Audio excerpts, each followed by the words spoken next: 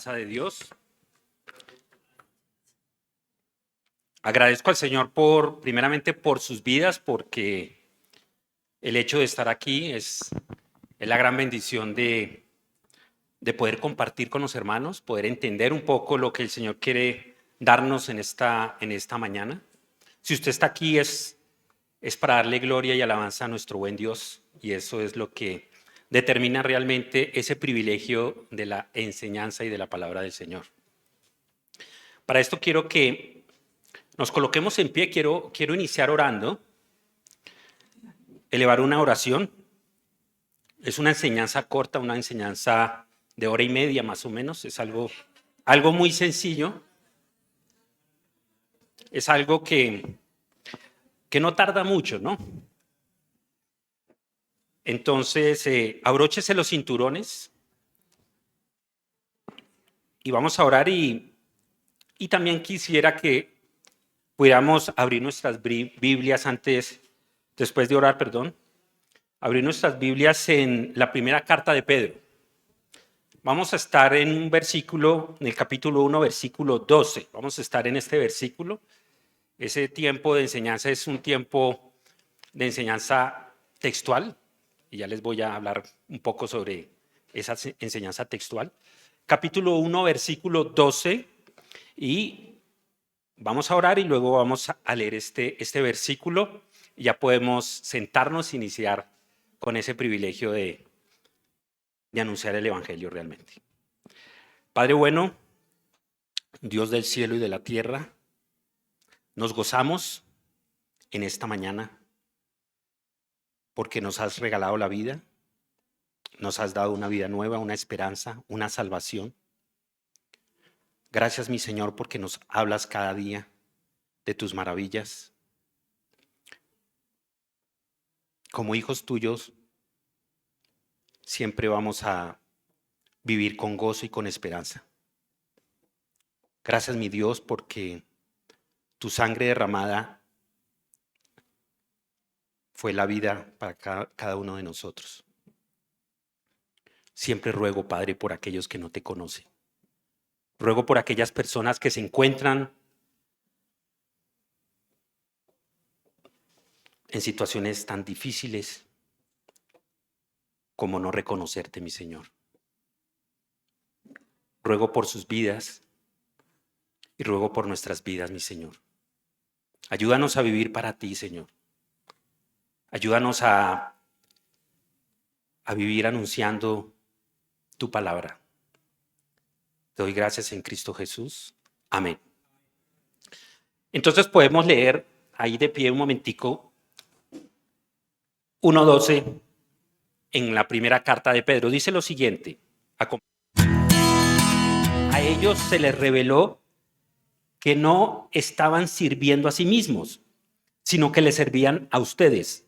Hablaban de las cosas que ahora les han anunciado los que les predicaron el evangelio por medio del Espíritu Santo enviado del cielo. Aún los mismos ángeles anhelan contemplar estas cosas. Amén. Pueden tomar asiento. Como les venía diciendo desde antes de orar,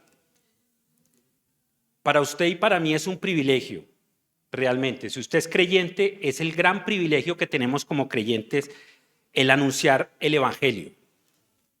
Si usted está aquí, el propósito es darle gloria a Dios y poder predicar a Cristo. El evangelio, las buenas noticias. El evangelio son las buenas noticias.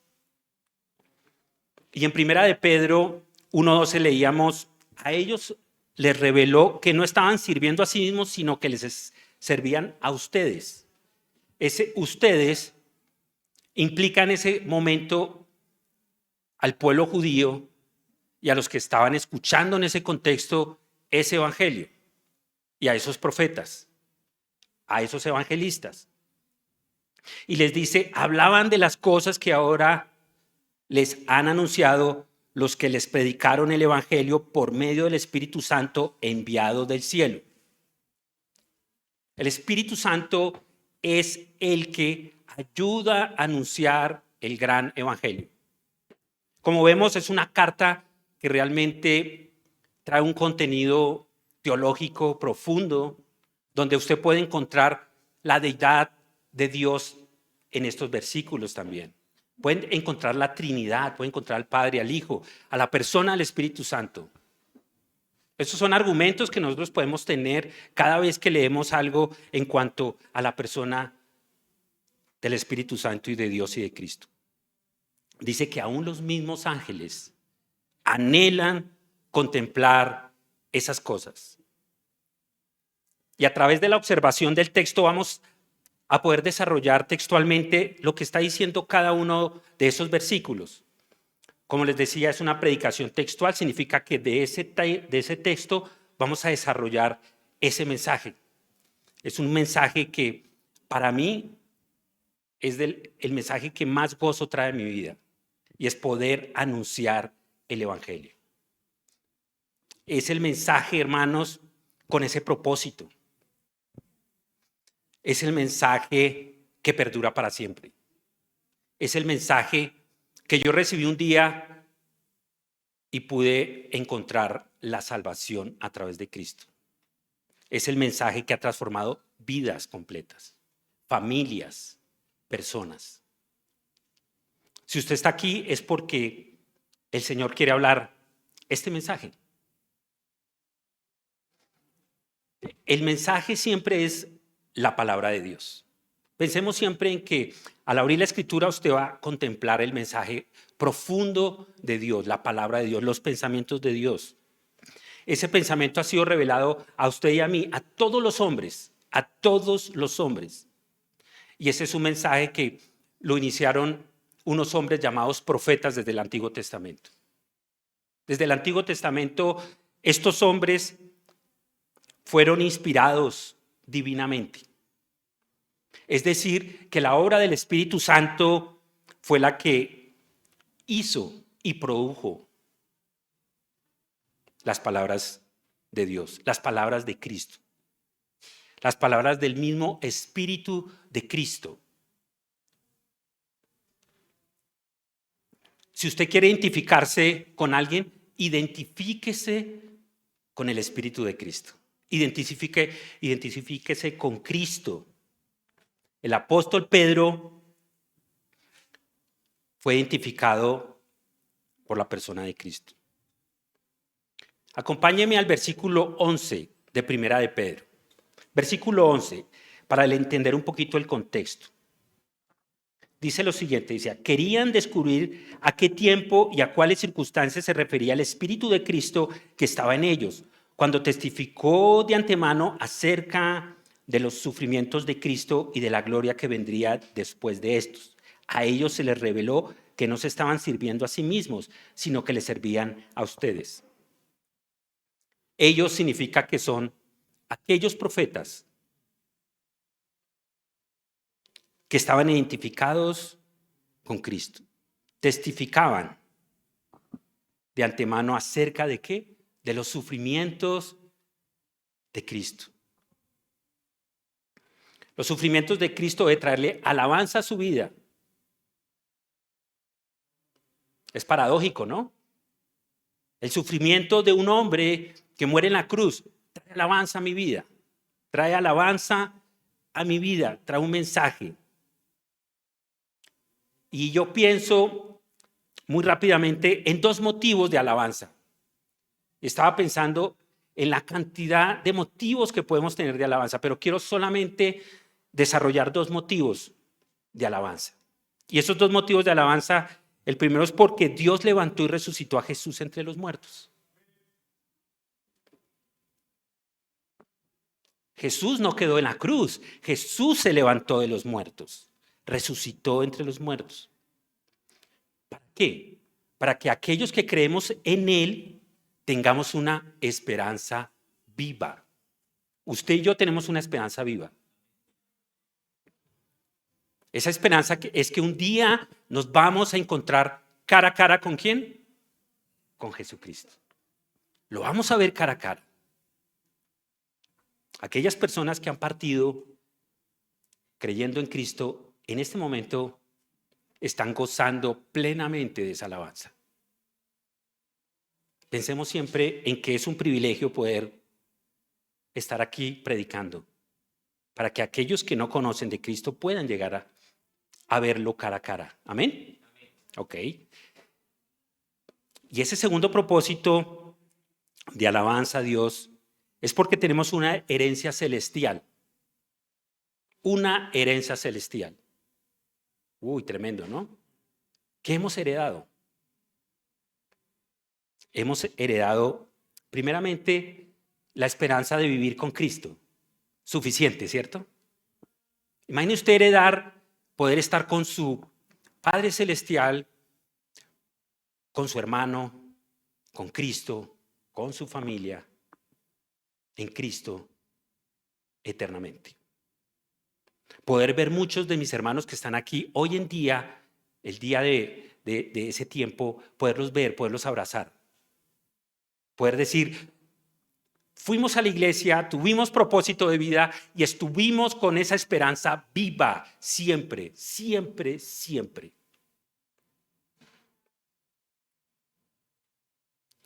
Por eso a Pedro en este momento que escribe esta primera carta, en ese momento él estaba llevando un momento de mucha aflicción, eran tiempos de aflicción, tiempos de prueba, ¿verdad? Y ya vamos a desarrollar un poquito qué era lo que pasaba en esa primera carta de Pedro. Por eso hemos creído en Cristo a través de la predicación y a través de esa predicación llegó gozo a mi vida, alegría. ¿Por qué? Porque entendí que estaba muerto, que todo lo que hacía no había satisfacción. Yo desde mi niñez tuve tiempos muy buenos, hablando en cuanto a la economía. Tiempos que yo creo que muchas personas no han tenido ese privilegio. Viajaba donde quería, tenía los vehículos que quería, tenía un padre con mucho dinero, pero muchísimo dinero. Pero nada llegaba a mi corazón. Para mí subirme en un vehículo X o Y era lo mismo. Y vivía muerto, desesperado, nada me saciaba. Cuando me predican el evangelio, yo entiendo que estaba muerto, que no había vida. Así de sencillo. Yo creo que nos ha pasado a nosotros diferentes cosas en la vida, en nuestra niñez, ¿cierto? Hemos sido afligidos de muchas maneras en nuestra niñez, en nuestra juventud. Y cuando hemos escuchado este mensaje, nos alegramos con gozo de saber que tenemos una vida nueva. Por eso nuestra fe implica algo más que una simple decisión. A veces nosotros predicamos y tome la decisión. No, eso implica más. Y hoy quiero que el apóstol Pedro y la palabra de Dios nos enseñe que implica más que una simple decisión de fe.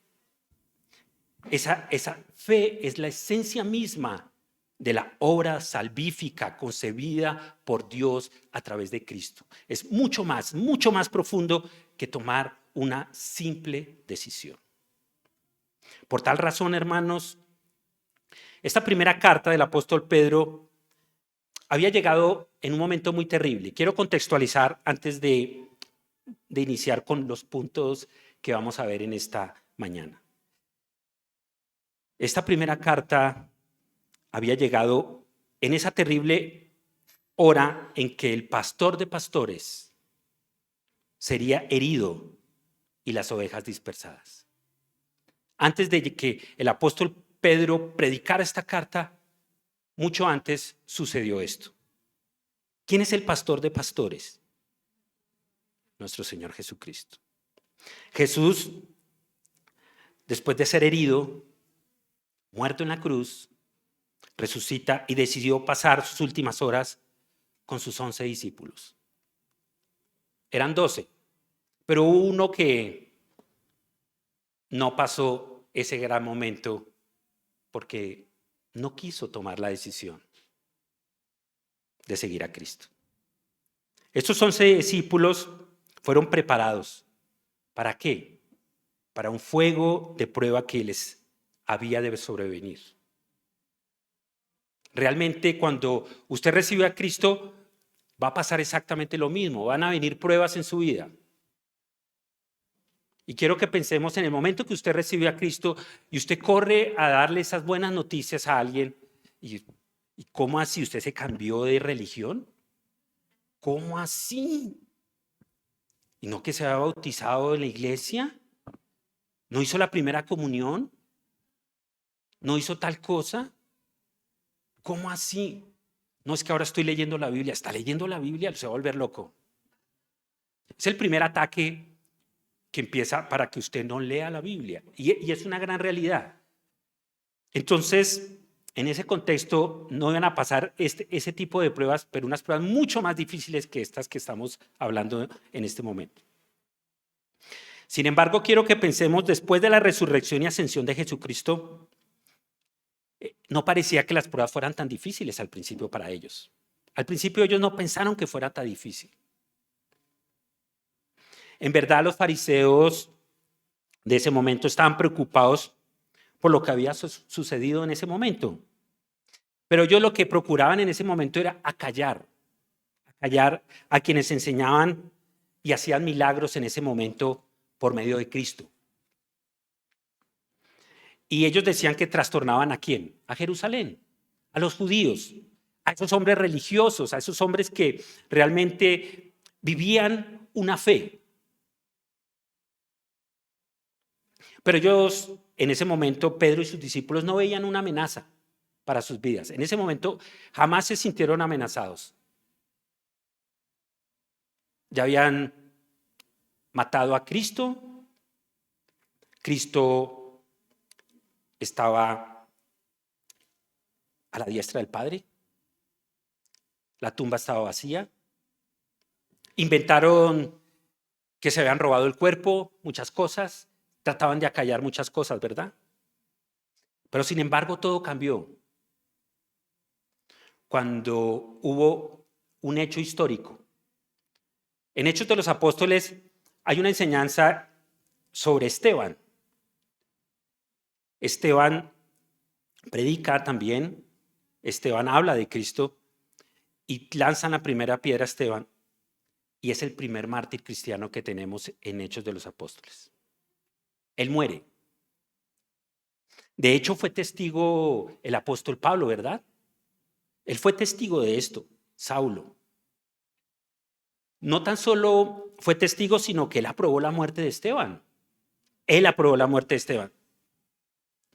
Él acudió al sumo sacerdote y consiguió que le dieran permiso para aprender a aquellos quienes estaban propagando el evangelio. Uy, tremenda persecución.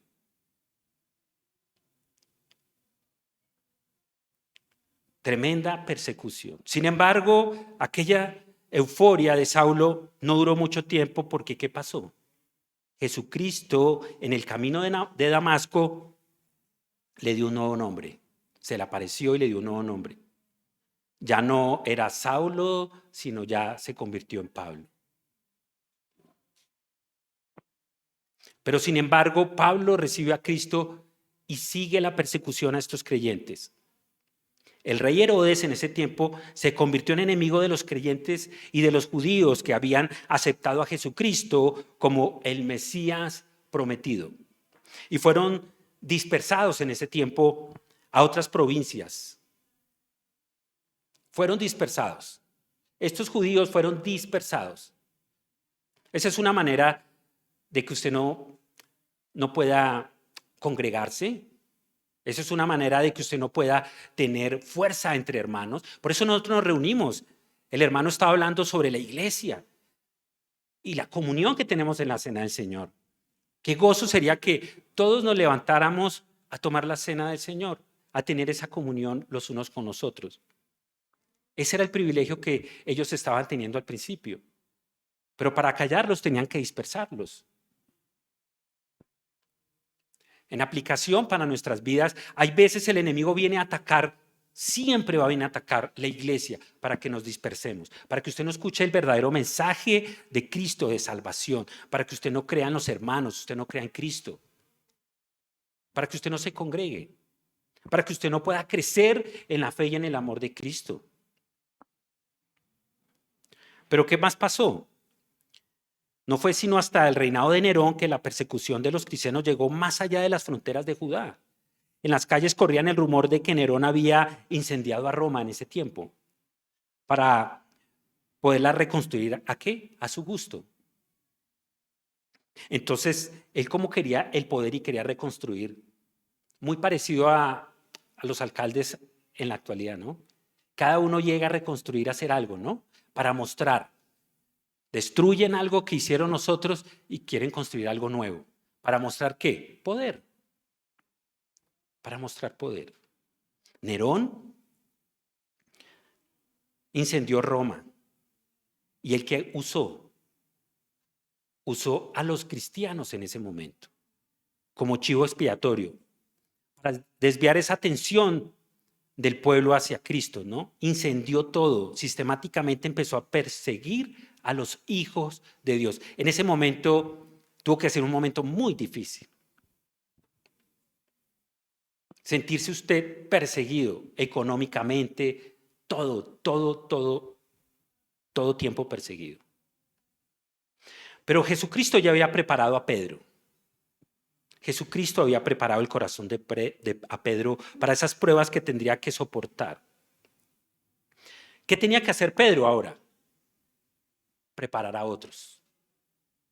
Por eso esta primera y segunda carta es para preparar a otros en esa aflicción tan grande. Por eso quiero que en ese contexto histórico podamos pensar en que el apóstol Pedro escribió esa primera carta entre el año 63 y 64, en la víspera de la persecución emprendida por Nerón. Nerón murió más o menos en el año 68 y no antes de la muerte de Nerón, no antes de esa muerte, ejecutaron a Pedro. Él escribe las cartas y es ejecutado prácticamente. Entonces, para entender un poco esta primera carta, mi querido hermano, siempre al final o al principio de la carta vamos a encontrar la autoría. Quiero que me acompañen al capítulo 5, versículo 12. Y vamos a ver cómo él se dirige a un pueblo ¿qué? Creyente. ¿La Biblia es para quiénes? Para creyentes. Ese es el privilegio que tenemos al leer la Biblia. La Biblia es para usted y para mí. Y para aquel que todo cree. 5:12 dice lo siguiente. Con la ayuda de Silvano, a quien considero un hermano fiel, les escribo ¿qué? Brevemente, para animarlos y confirmarles que esta es la verdadera gracia de Dios. Manténganse firmes en ella. Él termina diciendo que lo ayudó ¿quién? Un hermano, Silvano. Silvano fue la pluma. El Espíritu Santo iba guiando a Pedro y a Silvano para escribir las palabras. En el capítulo 1, versículo 1 dice lo siguiente, dice, Pedro, apóstol ¿de quién? De Jesucristo, a los elegidos extranjeros dispersos por el Ponto, Galacia, Capadocia, Asia y Bitinia.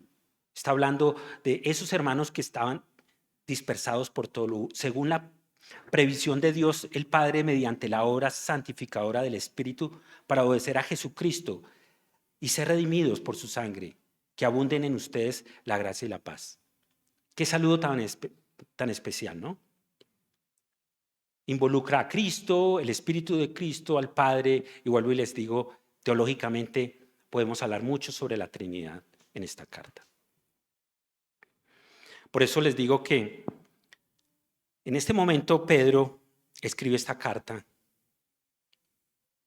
pensando en el Evangelio, ¿no? Pensando en el propósito, ¿no? De preparar a otros para las pruebas y para que predicaran el Evangelio.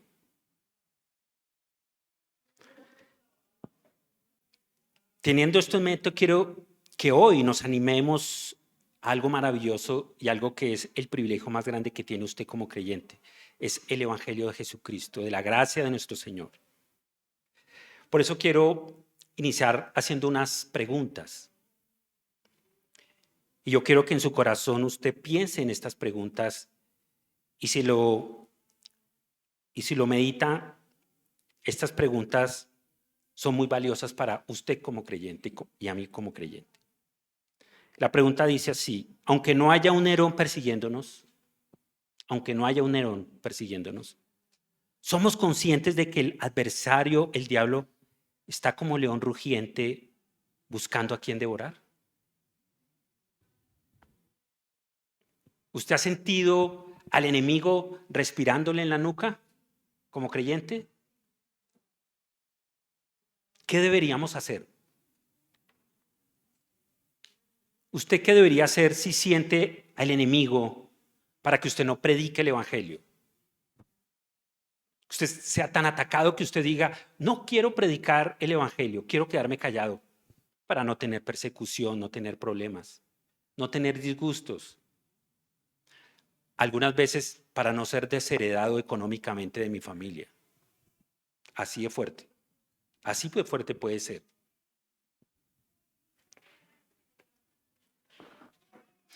Pensemos en que un día Jesús puede venir en las nubes, ¿cierto? Puede llevarnos al cielo o podemos partir. Pensemos en que nos va a hallar firmes en la gracia de Cristo, con la provisión del evangelio y enseñando a otros. Debemos estar listos cuando lo veamos cara a cara. Ese es el tribunal de Cristo. A veces pensamos lo que hemos hecho en el cuerpo. Claro que sí. Claro que eso es válido. Eso es válido, según de Corintios capítulo 5, ¿cierto? Es válido el tribunal de Cristo. Es real ese tribunal de Cristo, eso lo dice Pablo. Pero lo más importante que usted debe pensar es que podemos y debemos predicar el evangelio de Jesucristo. Las buenas noticias. ¿Cuáles son esas buenas noticias? Que Cristo murió en la cruz por nuestros pecados. Que fue sepultado y al tercer día, ¿qué? Resucitó. Es muy sencillo. No es algo que sea complejo. Por eso, pensando en este mensaje, en la primera carta de Pedro, capítulo 1, versículo 12, nos dice: a ellos se les reveló que no estaban sirviendo a sí mismos, sino que les servían a ustedes. Ellos, quiero que pensemos en ellos. Y en ese primer punto, para mí es la gracia de Dios en los profetas. La gracia de Dios en aquellos profetas, en ellos que iniciaron dándonos la palabra de Dios. Y pensando en la estructura de este mensaje del versículo 12, dice: hablaban de las cosas que ahora les han anunciado los que les predicaron el evangelio por medio del Espíritu Santo enviado del cielo. Jesús dijo: y ahora les enviaré ¿qué? El Espíritu Santo, el otro consolador. Y pensando en eso, vemos el anuncio del evangelio por el Espíritu Santo. Es decir, que no es una obra suya ni mía. Es decir, que la predicación del evangelio no es en mis fuerzas. Es decir, que la vida cristiana no es en las fuerzas del cristiano, sino con el poder del Espíritu Santo. Y pensando en la estructura de este texto, dice al final: aún los mismos ángeles. Ángeles son seres creados por Dios, ángeles, incorpóreos. Es decir, no tienen cuerpo, pero Dios les ha puesto cuerpo cuando ha querido. Han venido como hombres a la tierra. Y Isaías y Ezequiel nos habla que tienen 6 alas, que vuelan y que están hablando de los ángeles buenos, ¿no? Porque hay ángeles malos. Vamos a hablar un poco de eso. Entonces quiero que pensemos en el ministerio de los ángeles. ¿A favor de quién? De usted y de mí. A favor del creyente, al servicio de Dios y de todo creyente. Tremendo, ¿no? Tremendo saber que los ángeles acampan alrededor. Oh, tremendo. Tremendo entender cosas tan profundas que Pedro nos va a querer decir. a querer darnos esa esperanza del Evangelio. Por eso, como este primer punto, hablando de la gracia de Dios a los profetas, quiero que pensemos en que esa salvación es un producto no de la casualidad, no es producto de una casualidad. Es decir, usted no está aquí porque fue una casualidad. No es producto de eso, es el resultado de un plan divino antes de la fundación del mundo. Es un plan perfectamente divino por Cristo, por Dios. Esa salvación significa un regalo que usted y yo estamos teniendo, la gracia de Dios. ¿Fue anunciado por quiénes? Por los profetas. ¿Desde cuándo? Desde el Antiguo Testamento. El Pentateuco, Moisés. Vemos que Moisés habla de Cristo. Oh, tremendo, ¿no? Jesucristo dijo, Moisés habló de mí. Ahí vemos cómo Dios involucra este plan divino a nosotros los creyentes, a los profetas inicialmente. ¿Ellos qué hablan? Hablan de Dios, que iba a ser enviado Jesucristo y que ese ser amado que se llama Jesucristo, ese hombre, iba a sufrir y nos iba a salvar. ¿Para la gloria de quién? De Él mismo. Para la gloria de Dios. A nosotros nos ha sido revelado ese maravilloso mensaje y nos ha convertido en evangelistas como a los del Nuevo Testamento también, ¿no? Como les decía, hemos sido revestidos del Espíritu Santo, hemos creído en el mensaje y cuando llegó el cumplimiento del tiempo, fuimos salvados y redimidos. Fuimos salvados y redimidos. Y hay un regalo maravilloso, que es un regalo invaluable para usted y para mí, para todo ser humano. Y ese regalo es poder hablar de Cristo, poder caminar con Cristo. Ese es el gran regalo, poder sentir el amor de Cristo en cualquier circunstancia que tengamos. Y en el contexto de Primera de Pedro 1:10, acompáñenme ahí, 1:10 y 11, dice lo siguiente. Los profetas que anunciaron la gracia reservada para ustedes, ¿qué hicieron? Estudiaron y observaron esta salvación. Querían descubrir a qué tiempo y a cuáles circunstancias se refería el Espíritu de Cristo que estaba en ellos cuando testificó de antemano acerca de los sufrimientos de Cristo y de la gloria que vendría después de esto. A ellos, los profetas, a ellos, se les reveló que no se estaban sirviendo a sí mismos, sino que les servían a ustedes. Ese es el contexto. Cuando leemos la Biblia y observamos, podemos entender rápidamente un poquito el contexto de lo que el Espíritu Santo quería anunciarnos.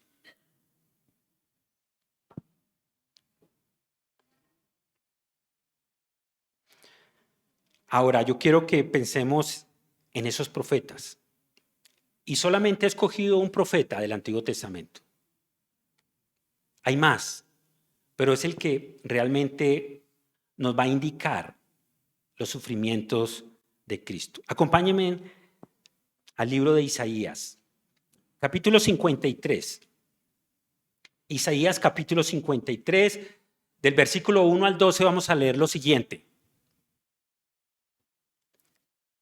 Mira lo que Isaías le va a decir a un pueblo rebelde, un pueblo muy rebelde. Dice, ¿a quién ha creído nuestro mensaje y a quién se ha reservado el poder del Señor?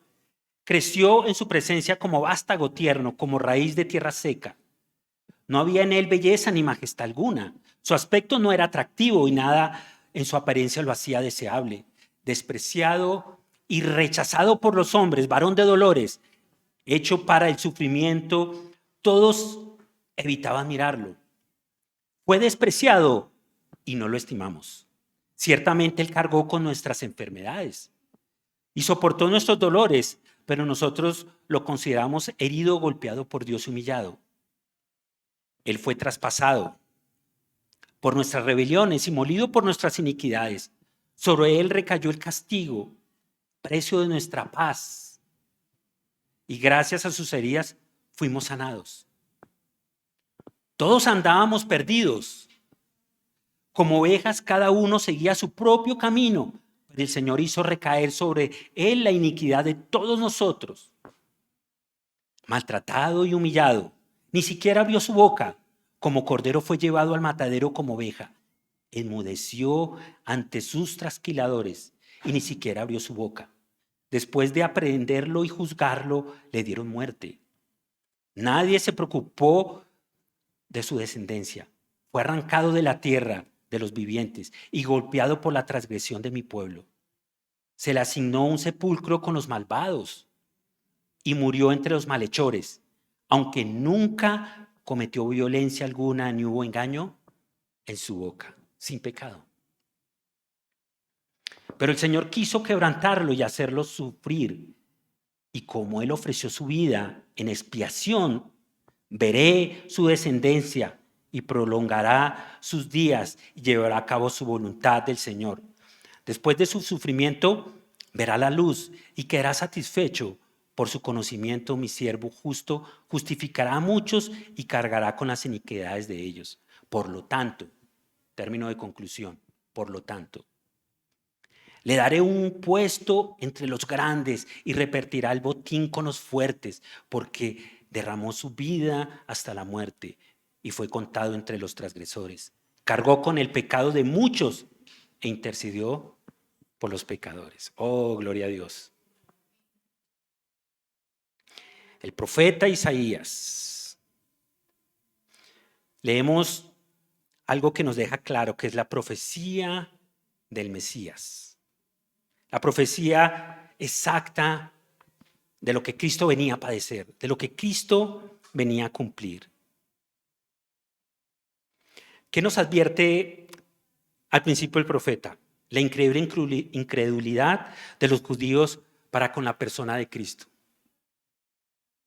Usted cuando predica el evangelio, automáticamente la persona le dice, claro, yo voy a recibir a Cristo. Claro que sí. Claro, yo voy a dejar de mentir. Yo voy a dejar de hacer chanchullos. No sé si sepan que ese término es chanchullo. Suena como a comida. Ah, no, eso es chunchullo. Chuchullo. Lo que quiero decirles es que todos nosotros estábamos descarriados. Vivamos nuestra propia justicia. Es más, podemos ser muy morales y pensar que hacemos las cosas bien, pero muy en el fondo sabemos que hay algo malo en nosotros. Por eso Él fue menospreciado. Cristo, fue humilde. Él no carecía de ninguna apariencia. El rey Saúl era alto. Todos le daban por acá, según nos cuenta la Escritura, ¿cierto? De buena apariencia. Por eso lo escogieron como rey. No, Jesús, un hombre normal, pero sobrenatural. Perfecto. El pecado nos hace ciegos. A pesar de que Cristo muere por la humanidad en general, por toda, obviamente, realmente el arrepentimiento llega por la gracia de Dios a aquellos que hemos tomado la decisión de reconocerlo a Él como nuestro suficiente Salvador. Pero todo el mundo, escúchenme esto, todo el mundo verá las llagas de Cristo para nuestra vergüenza del mundo. Todo el mundo va a ver las heridas de Él. Oh, tremendo.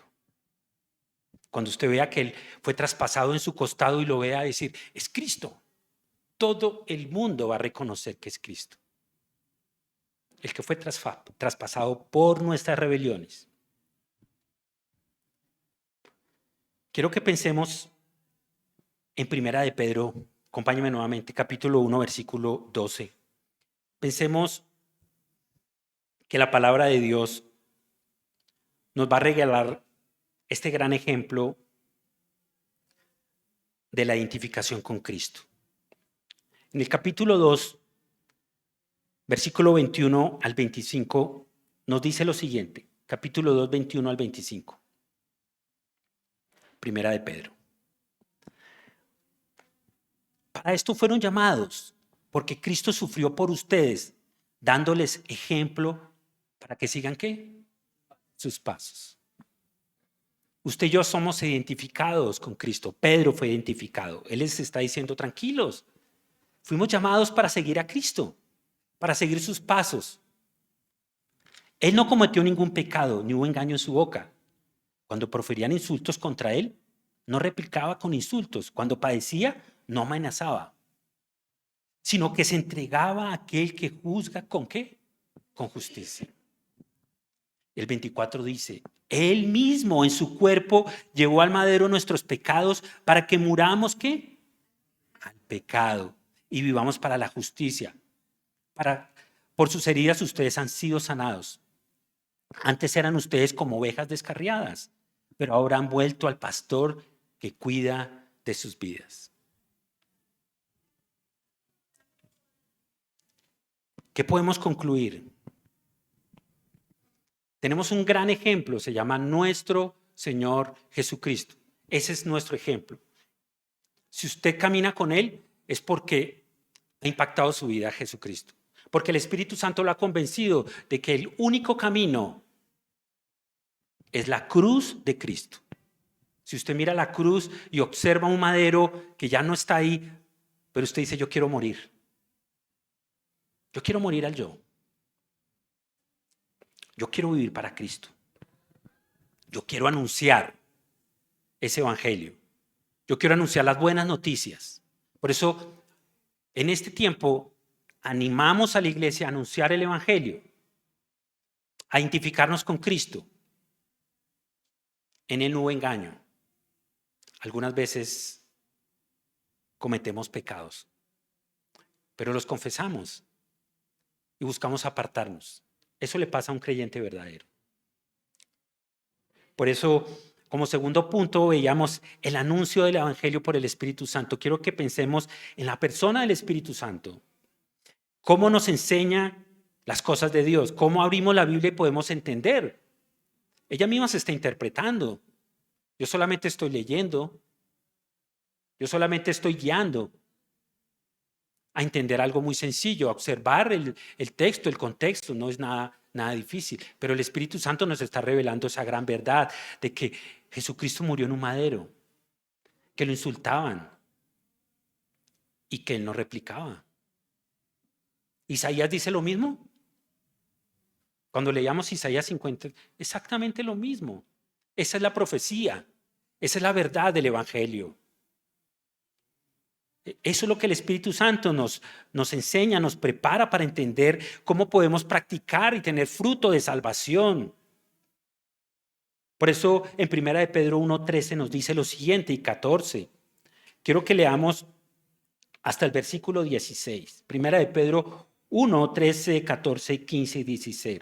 Por eso dispónganse para actuar ¿con qué? Inteligencia. Una persona inteligente es aquella que lo cierran en un carro y usted se hace el bobo. Es más, a mí se me escurren las babas. Para que me vea más bobito y no me diga nada. Para no tener problemas. Eso es una realidad. Eso nos prepara a Cristo, por eso nos identificamos con Cristo. Y quiero que pensemos en eso. Pensemos en la gran bendición de lo que está diciendo Pedro. En el versículo 13 volvemos a decir esto. Por esto dispongamos para actuar con inteligencia. Tengan dominio propio. Vea, tengan dominio propio. Pongan su esperanza completamente en la gracia que se les dará cuando se revele Jesucristo. Como hijos obedientes, no se amolden a los malos deseos que tenían antes cuando vivían ¿en qué? En la ignorancia. Más bien sean ustedes santos en todo lo que hagan. Santo significa sin pecado, no, apartados con el propósito de agradar al Señor. Como también es santo quien los llamó. Pues está escrito, sean santos porque yo soy santo. ¿Qué tenemos que hacer? Ser santos. ¿Cómo? Con el Evangelio, con la predicación de la palabra, con la lectura, con la asistencia del Espíritu Santo. Y usted y yo identificándonos con Cristo, buscando a Cristo, amando a Cristo, ya que invocan como Padre al que juzga con imparcialidad las obras de cada uno, vivan ¿qué? Con temor reverente, mientras sean peregrinos en este mundo. Aquí nos está preparando el Espíritu Santo a ser santos. Aquí nos está diciendo la Escritura que antes vivíamos en nuestros deseos. Ahora que reconocemos la justicia de Dios, Dios es justo. Entendemos que Él quiere que nosotros seamos justos. Y nos impulsa a algo que ya me llama la atención. Dice un temor reverente. Ese temor reverente significa que yo no soy impulsado a hacer lo malo porque sé que Él fue bueno conmigo, porque me regaló la vida eterna, porque me regaló un mejor nombre, un mejor apellido, una mejor vida.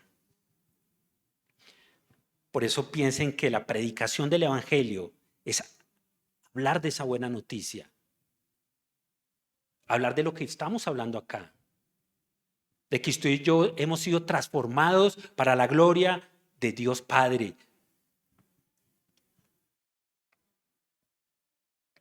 ¿Qué pasa con el hombre que no tiene a Dios? Está perdido. Está perdido. Está condenado a vivir alejado de Dios, sin esperanza, en un lugar de tormento porque no puede estar con Dios, porque no puede pensar las cosas de Dios, porque no entiende las cosas de Dios, porque no tiene la inteligencia de Dios, la sabiduría de Dios, que es un regalo, es un regalo a través del Espíritu Santo, es un regalo de la gracia de Dios. Mira lo que dice el versículo 18 de Primera de Pedro al 25, para concluir este punto. Como bien saben, ustedes fueron rescatados de la vida absurda que heredaron de sus antepasados. El precio de su rescate no se pagó con cosas perecederas, como el oro o la plata, sino con la preciosa sangre de Cristo, como un cordero sin mancha y sin defecto. Cristo, a quien Dios escogió antes de la creación del mundo, se ha manifestado en estos últimos tiempos en beneficio de ustedes. Por medio de él, ustedes creen en Dios y que lo resucitó y glorificó, de modo que su fe y su esperanza están puestas en Dios. Ahora que se han purificado obedeciendo a la verdad y tienen un amor sincero por sus hermanos, ámense de todo corazón los unos a los otros. Parecido a la carta de Juan, ¿no? Ámense los unos a los otros. Significa que tenemos el amor de Cristo. ¿Qué dice el 23?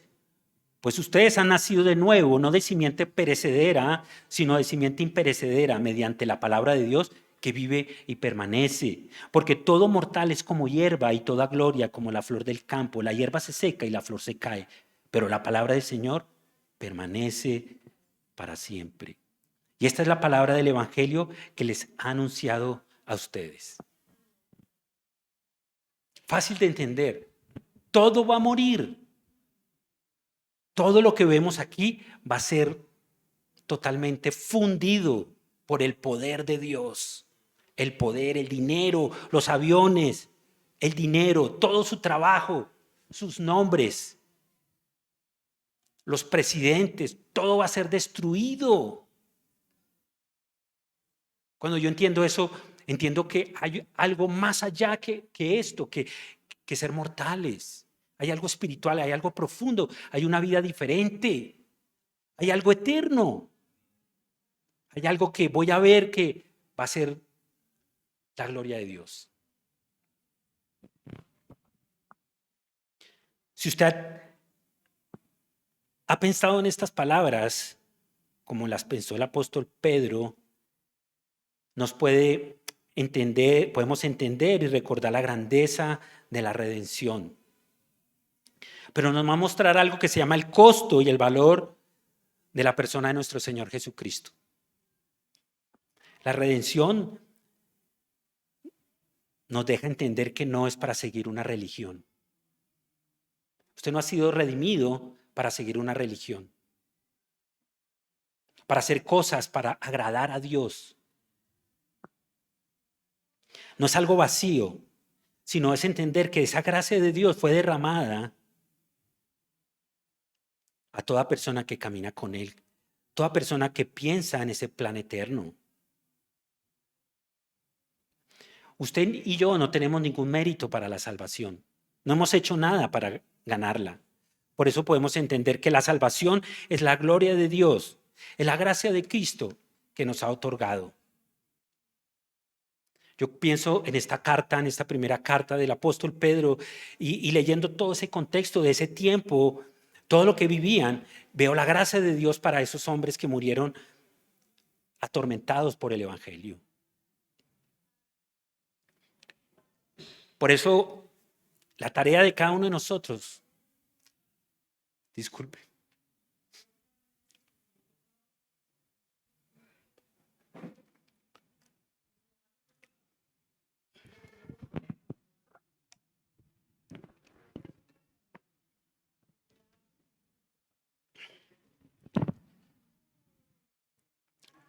la tarea suya y mía es evangelizar, sin importar las tribulaciones.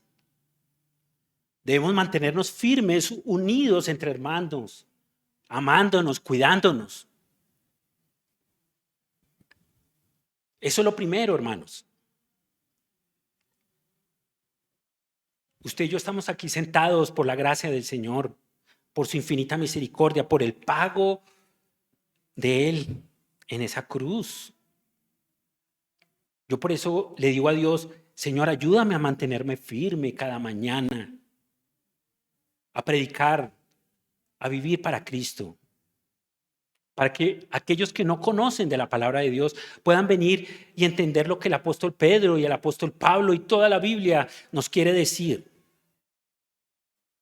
Aún nos dice algo maravilloso en este último punto, y es el ministerio de los ángeles que nos asisten. No solo tenemos a la persona de Cristo, la palabra de Dios, la iglesia, los hermanos, el Espíritu Santo, sino que tenemos algo maravilloso, es los hermanos en Cristo. Yo me gozo cuando hablaban de las nuevas generaciones. Nuestro hermano Nelson decía, ya estamos mayores. Por obvias razones podemos partir primero, por obvias razones. Pero quedan estas generaciones predicando el evangelio, viviendo para Cristo, parándose en un púlpito a predicar que Cristo resucitó de los muertos y que nos puede dar una vida nueva. Por eso en la primera carta de Pedro, en el versículo 12 del capítulo 1, nos dice al final, aún los mismos ángeles anhelan contemplar estas cosas. Los ángeles están observando, están encorvados. Pensemos en esa palabra, esa es la palabra en griego literal, está encorvado. Oh.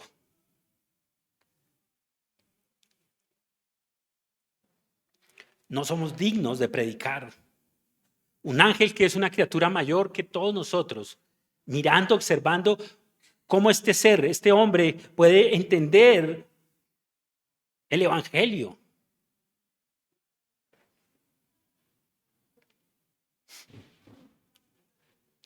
Los ángeles buenos están en la presencia de Dios. Los ángeles buenos sirven a Dios.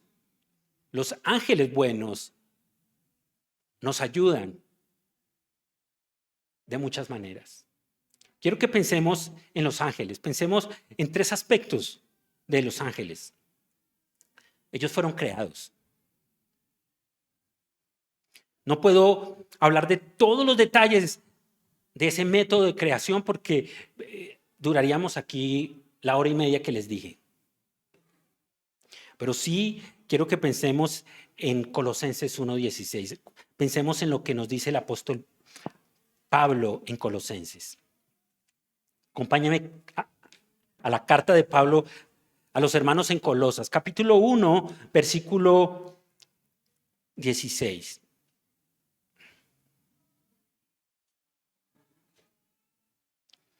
Dice, porque por medio de él fueron creadas todas las cosas en el cielo y en la tierra, visibles e invisibles, sean tronos, poderes, principados y autoridades. Todo ha sido creado por medio de él y para él. Él es la imagen del Dios invisible, dice el apóstol en el versículo 15. El primogénito de toda la creación. Jesucristo. Para él y en él todas las cosas fueron creadas. Ahí vemos que fueron creados los ángeles para